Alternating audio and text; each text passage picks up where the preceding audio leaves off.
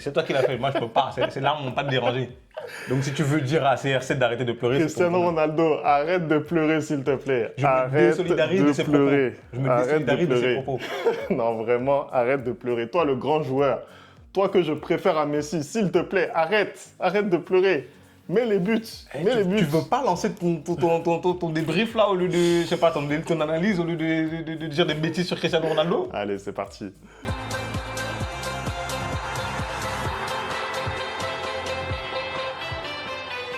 Allez les Rickers, on espère que vous allez bien. Et aujourd'hui, on va parler bien entendu de ce match qu'on attend, les quarts de finale de l'Euro. Portugal, France, Anderson, grosse affiche hein, entre deux des favoris. Bah écoute, c'est le remake de la finale de 2016 hein, où malheureusement la France avait dormi très tôt hein, grâce à un but de...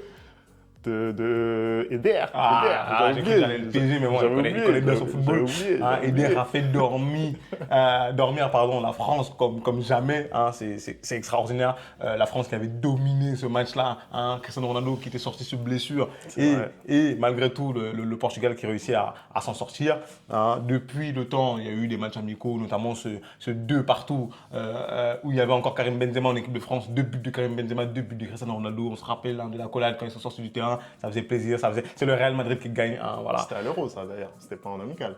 C'était à l'Euro? Ah oui, premier match de l'Euro. Oui, de phase de poule, ouais, pardon, oui, c'est vrai. Ah bah oui. Dernier match de l'Euro. C'est vrai, de c'est la vrai. phase de poule. C'est vrai. Désolé. My bad. Je pensais que c'était un match amical. J'avais totalement oublié. Bah là, on arrive dans une confrontation assez compliquée parce que j'ai l'impression que les deux équipes n'ont pas encore montré tout ce dont elles étaient capables. Hein. On est sur une équipe de France qui, pour l'instant, avance grâce à sa défense. Hein.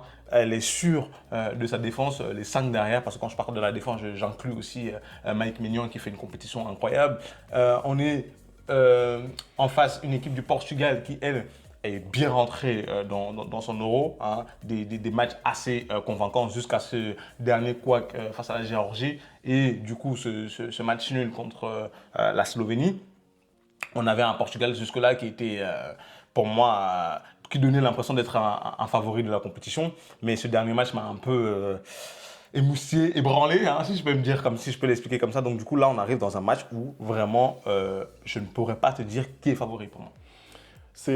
En fait, c'est ça, c'est ce que tu viens de dire. C'est difficile de tirer un favori par rapport à tout ce que tu viens de dire, le parcours du Portugal, que moi, je trouve quand même mi-figue, mi-raisin. Au final, il n'y a que ce match contre la... Je ne savais pas qu'on était devenu une chaîne de pâtisserie.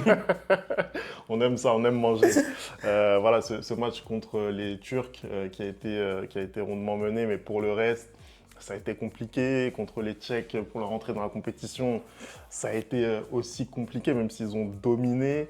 Après, voilà, bien sûr, il y a eu ce dernier match contre la Slovénie, mais il y a la contre-performance, tu en as parlé, de la Géorgie, donc ça fait beaucoup, je trouve, et surtout, c'est la dynamique, en fait. C'est la dynamique, puisqu'au final, il n'y a pas eu de victoire depuis le deuxième match contre la Turquie. Moi, ce que je remarque quand même de cette équipe portugaise, bah, ça reste voilà, un des meilleurs effectifs de cet Euro.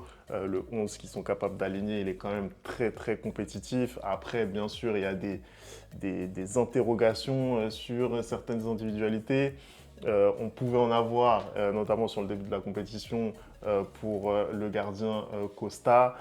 Mais c'est lui le héros de la qualification. C'est lui qui permet au Portugal d'être ici. Il sort 3 pénaltys sur 3 tentés. C'est incroyable.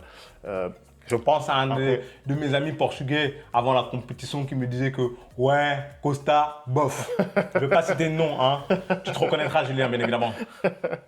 Et puis il y a le cas, bien sûr, Cristiano Ronaldo. Hein, ces larmes qui ont fait le tour de la planète. Mais après, moi, j'ai envie de parler surtout de ses performances qui sont quand même globalement décevantes. Je pense que on mériterait peut-être de voir un peu plus un Gonzalo Ramos parce que Ronaldo, en termes de minutes, il a tout joué en fait. Moi, je ne suis pas d'accord avec toi. Quand tu me dis elles sont un peu décevantes, je tiens quand même à rappeler à tout le monde que ce mec-là a 39 ans. Hein. Il commence à avoir les performances d'un mec de 39 ans, même si je trouve qu'il n'a pas forcément toujours été trouvé dans les meilleures positions. Mais c'est vrai qu'on commence à voir Cristiano Ronaldo un peu en retard sur certains ballons, notamment dans les ballons aériens, ce qui est pas son habitude, hein. Mais je trouve quand même qu'il apporte toujours cette aura-là sur le terrain. Je trouve quand même que quand il est là, les défenses font toujours un peu plus attention à lui. Et donc, du coup, ça permet de libérer certains joueurs. Moi, à la contre-performance contre la Géorgie, je ne m'arrête pas trop là-dessus parce que, hormis Cristiano Ronaldo et Diogo Costa, absolument tout le 11 avait été changé. Tu vois, donc le Portugal était déjà qualifié. Et donc, le Portugal a, comment dire, joue ce match-là en faisant reposer les cadres. Moi, c'est plus la performance contre la Slovénie qui m'a embêté parce que je remarque que cette équipe du Portugal a vraiment énormément de mal à jouer quand le bloc en face il est très bas. On parle quand même d'une équipe du Portugal, je pense, qui est première en termes de possession de balle depuis le début de l'Euro. Hein. Elle est devant l'Espagne, elle est devant l'Allemagne. C'est-à-dire qu'elle garde le ballon, mais pour jouer, elle a besoin aussi que l'adversaire en face fasse le jeu. Et on l'a vu très bien quand c'était contre la Turquie, où ils ont gagné 3-0, parce que la Turquie, à aucun moment, ils ont refusé de fermer le jeu. Tu vois. Donc quand une équipe en face joue, bah, le Portugal aussi joue. Ensuite, quant aux performances, tu dis individuelles de Cristiano Ronaldo, moi je pense qu'aujourd'hui, Gonzalo Ramos ne fait pas mieux. Parce que Gonzalo Ramos, qu'est-ce qu'il pourrait apporter aujourd'hui à ce Portugal-là que Cristiano Ronaldo ne peut pas apporter? On rappelle quand même qu'une fois de plus, si le Portugal est qualifié dans cet Euro-là, ils ont gagné tous leurs matchs de qualification, je crois 10 sur 10, hein, et Cristiano Ronaldo a participé à 9 sur 10 et c'était le meilleur buteur des qualifications, encore une fois de plus. C'est qu'il a sa place là. Et je suis désolé, hein, si l'entraîneur ne le met pas sur le banc, certes, c'est Cristiano Ronaldo, mais c'est aussi parce que sur le banc, il n'y a pas mieux, tout simplement. Me fais pas croire que Gonzalo Ramos ne mérite pas plus de temps. Tu as parlé de son âge, effectivement. Pourquoi est-ce qu'on s'entête à faire jouer un Cristiano Ronaldo contre la Géorgie, par exemple, alors que tu changes Là, toute oui. l'équipe? Non, mais après, je pense que ça, pourquoi c'est pour le relancer, pour lui donner un peu de confiance, hein, pour espérer qu'il mette son but. D'ailleurs, on voit très bien quand il sort qu'il est très, très frustré parce qu'il n'a pas réussi à mettre ce but-là. Pour l'instant, on a un Cristiano Ronaldo qui tente énormément. Je crois que c'est le joueur de l'Euro qui a le plus tiré, mais qui n'a pas de réussite. Mais c'est un peu aussi ce qu'il y a en face avec l'équipe de France.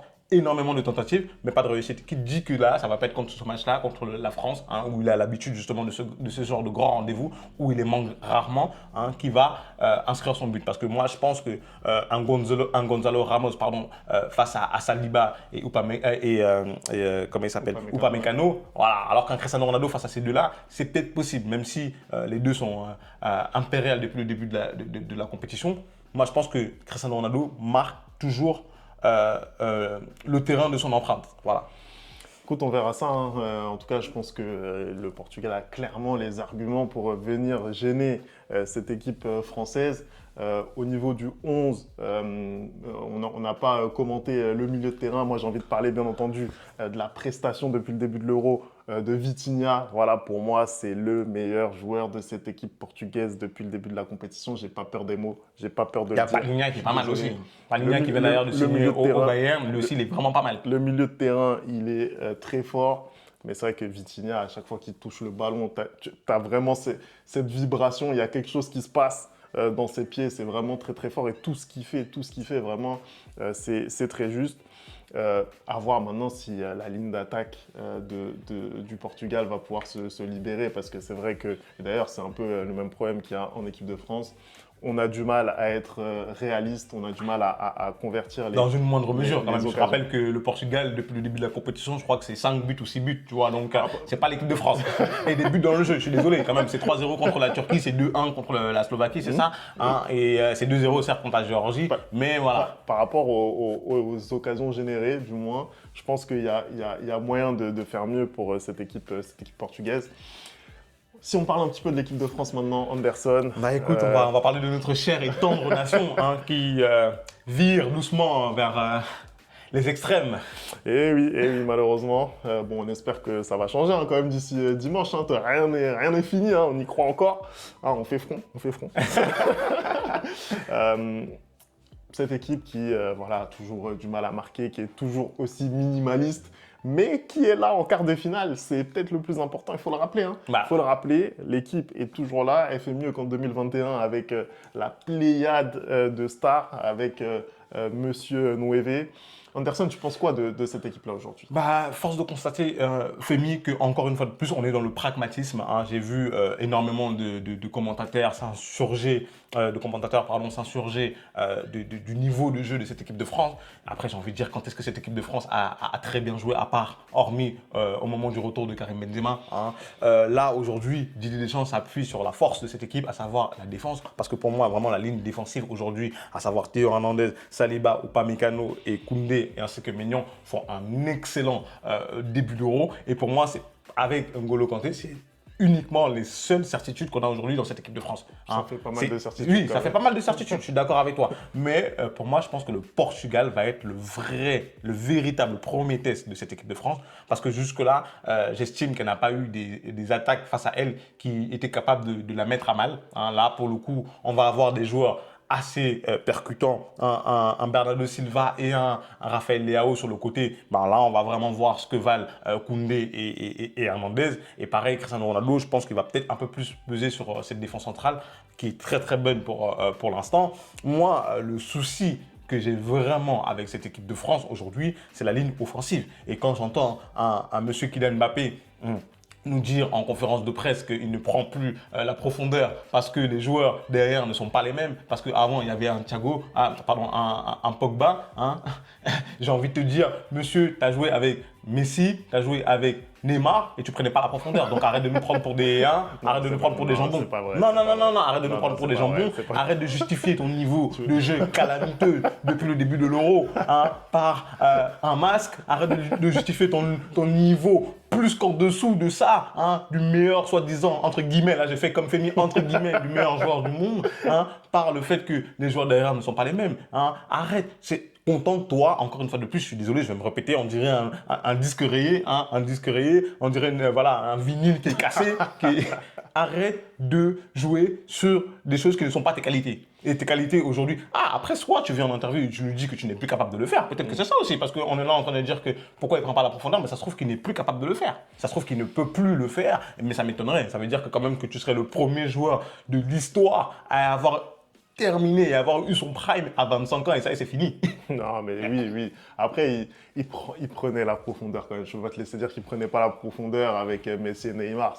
Il y a des joueurs de ballon dans cette équipe de France. Il y a des joueurs de ballon dans cette équipe de France qui peuvent le lancer en profondeur, qu'il arrête. Il n'apprend pas du tout. Après, c'est vrai que le profil de milieu de terrain qui est aligné, c'est vrai que c'est des profils un petit peu similaires qui sont moins dans le service, tu vois, Mendy, Rabiot, Kanté, c'est pas Pogba, c'est ça, tu peux pas mentir là-dessus. Il y a Griezmann et Tchouaméni, très très bon dans les longs ballons. Après, ça n'excuse pas ces pauvres prestations. Hein. Là, je peux pas l'excuser.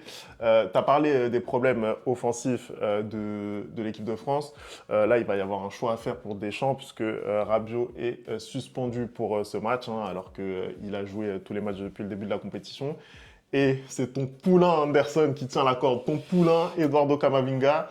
Est-ce que pour toi, c'était le choix à faire? Moi, je trouve que Camavinga, c'est un joueur fantastique. Franchement, je suis tellement heureux de l'avoir au Real Madrid parce que je trouve que c'est quelqu'un qui défend extrêmement bien, que sur sa première balle, tout le temps, constamment, il a déjà levé la tête, il est déjà orienté vers l'avant. Cependant, hein, je vais peut-être en choquer certains, je pense que ce n'est pas la bonne stratégie aujourd'hui.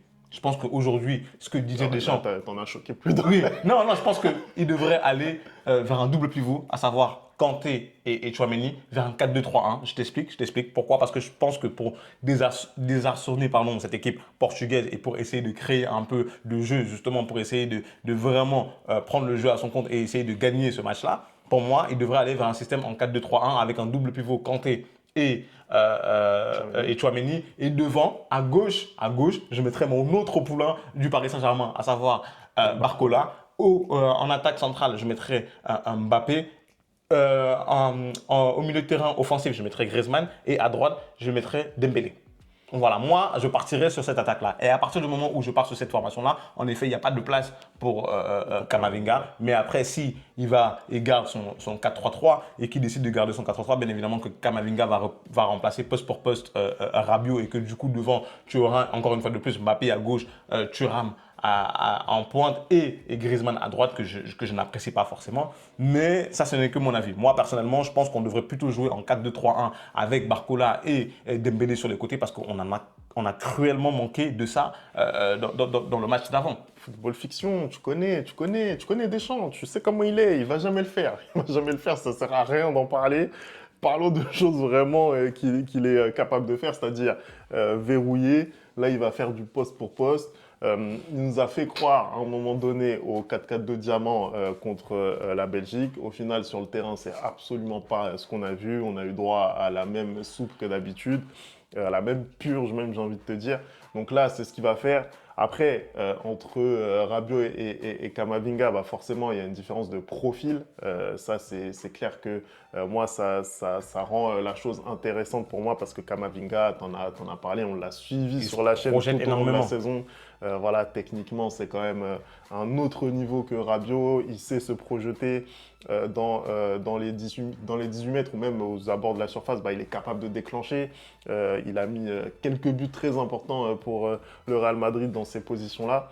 Donc, je pense que par le profil de Camavinga, ça peut être très intéressant de voir ce que ça peut donner pour l'équipe de France.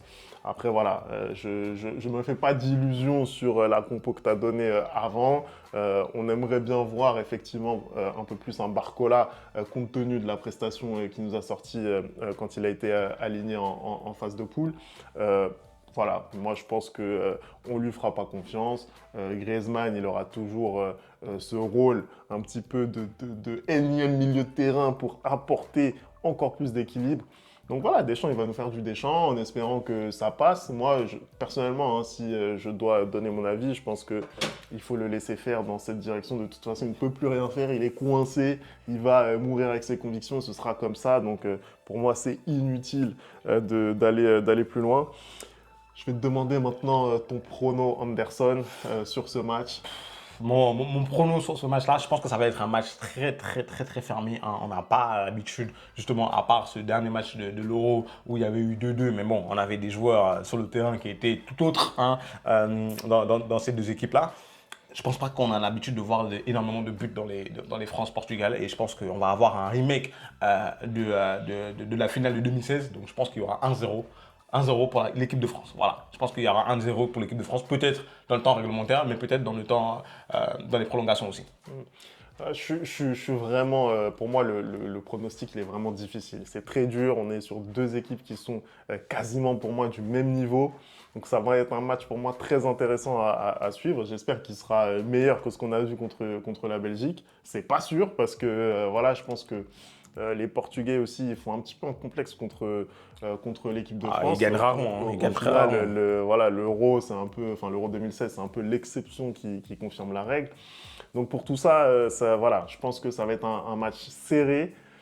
Allez, si je dois mettre une pièce, je dirais quand même la France. Je dirais la France peut-être aussi sur un score de 1-0. Allez, on se mouille 1-0 pour la France face au Portugal. Ça, c'est sûr que le Portugal va gagner. Femi a dit que la France allait gagner, le Portugal va gagner. Ça y est, c'est bon. Vous avez juste besoin de ça, les Portugais. Allez, merci d'avoir regardé cette vidéo. On n'oublie pas les bonnes habitudes, @ le replay foot. Et nous, on se retrouve très vite pour une nouvelle vidéo. Ciao.